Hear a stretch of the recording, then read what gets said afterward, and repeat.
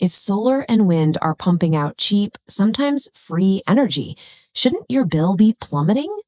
Well, the reality is that electricity isn't a simple commodity like, say, water from a tap, where you just pay for the volume you use. It's way more complex. You're actually paying for a continent-spanning physical machine, a 5-minute financial market, and a heavily regulated infrastructure network. Most of us naturally assume that our money just follows the power backwards up the wires. But actually, the physical flow of electricity and the financial flow of your money are two totally different rivers. Physically, electrons flow one way, from the generators, down the high-voltage wires, through your local streets, and straight into your home. But your money?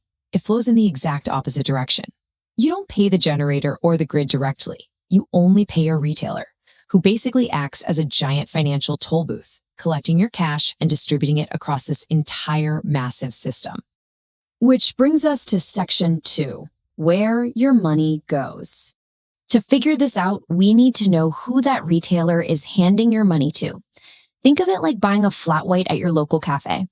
Let's say there's a huge bumper crop in Colombia, and wholesale coffee beans suddenly become completely free. Does your morning coffee suddenly become free? Definitely not. You still have to pay the barista's wages, the cafe's rent, the milk, the delivery trucks, the whole shebang. In our energy system, the raw electricity, the electrons, are just the coffee beans. Even when power is completely free at noon on a sunny Sunday, the rent for all those physical poles and wires remains totally fixed.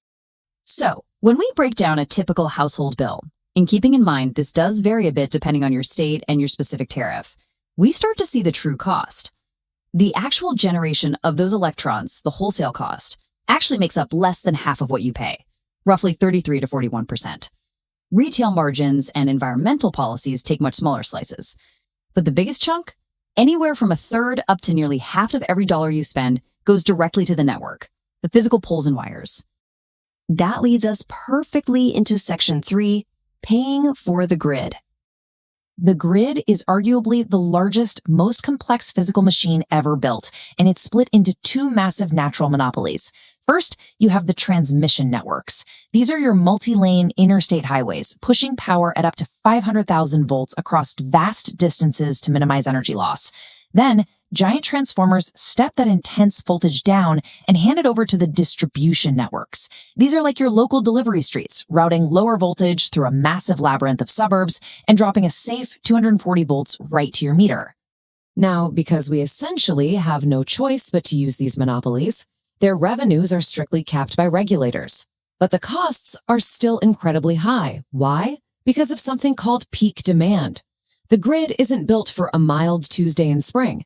It has to be engineered for the absolute worst-case scenario. It must survive that brutal 43-degree Friday afternoon in summer when literally every single air conditioner is blasting at once.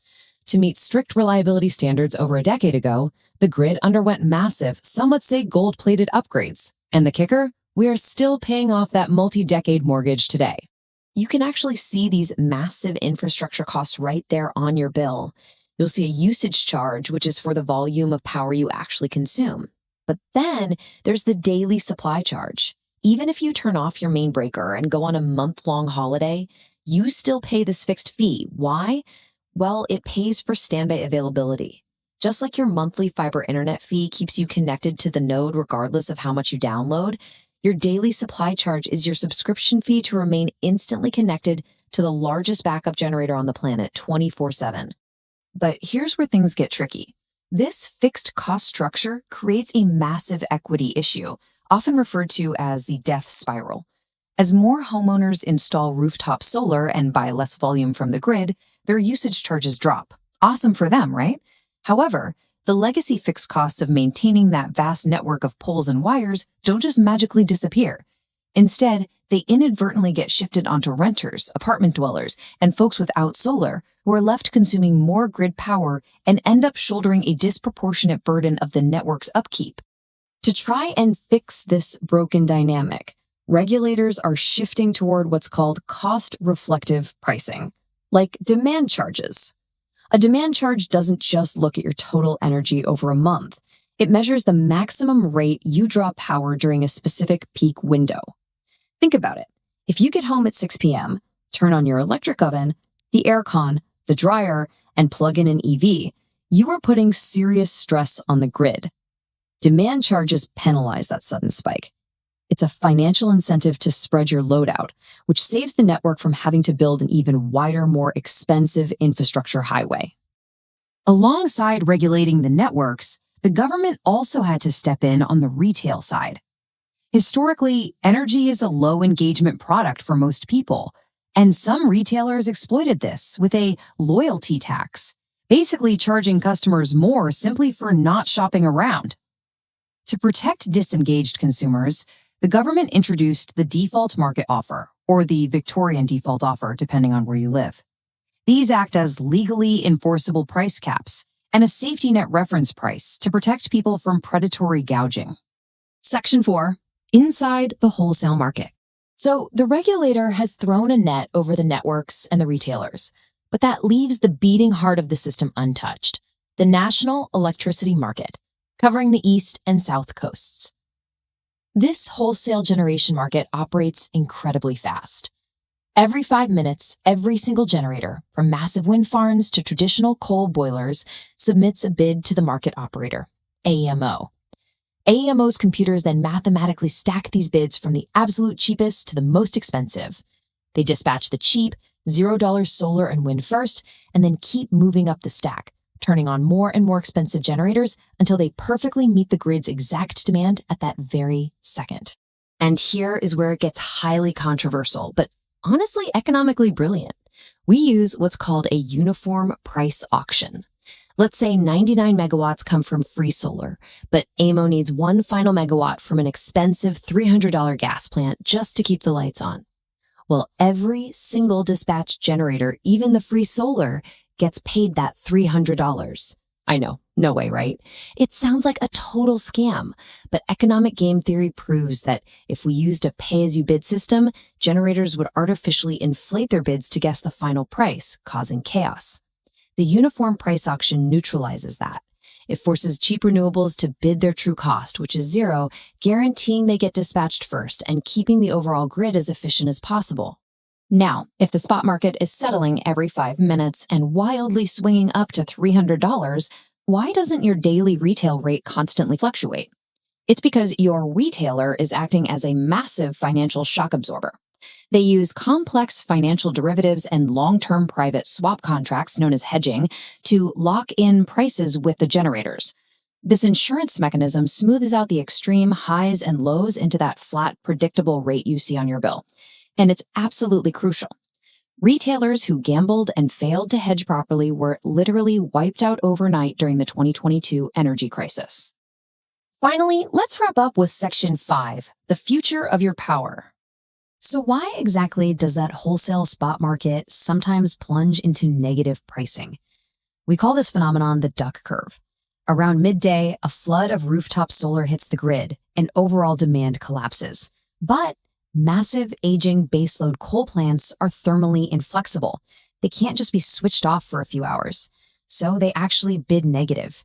They literally pay the market to take their power, just to avoid millions in structural damage from cooling down.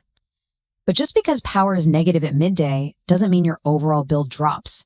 Because at 6 p.m., the solar vanishes, everyone gets home, cooks dinner, cranks the aircon, and expensive gas plants fire up, setting those high uniform prices. Your retailer has to balance that cheap midday power against that incredibly chaotic, expensive evening peak. This massive peak to trough price spread is exactly why the market is transforming so rapidly right now. Grid-scale batteries are stepping in as the perfect economic sponge. They literally get paid to charge up and soak up all that excess solar during those negative midday prices. Then they just sit and wait. When that 6 p.m. evening peak hits and gas tries to bid $300, the batteries discharge, undercutting the gas and capturing those high prices for themselves. It's a real game changer. By early 2026, it's projected that batteries will be setting the price in nearly a third of all intervals. However, replacing aging coal with cheaper renewables still requires staggering amounts of physical capital.